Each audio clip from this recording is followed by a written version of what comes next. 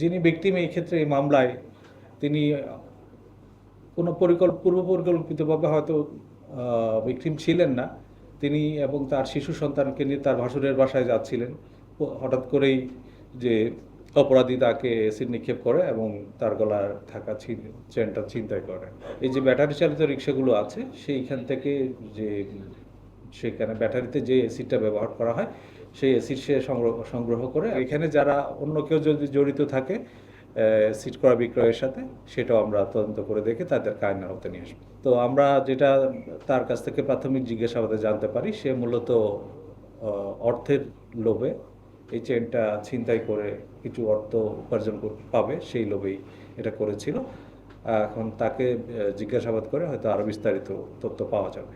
আর এখানে যে অ্যাসিড সে ব্যবহার করেছে সেই অ্যাসিডের সোর্সও প্রাথমিকভাবে আমরা জানতে পেরেছি।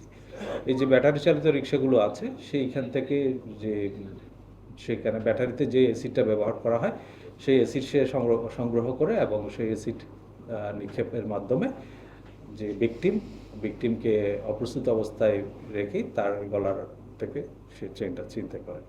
এটার সোর্স আমরা তদন্ত করে দেখছি এবং এখানে যারা অন্য কেউ যদি জড়িত থাকে সিট করা বিক্রয়ের সাথে, সেটাও আমরা তদন্ত করে দেখে তাদেরকে আইনের আওতায় নিয়ে আসবো। সানবিট সব দিবে সামাল।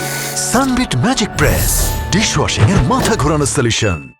আসলে এক্ষেত্রে যারা অপরাধী তাদেরকে প্রতিহত করতে হবে।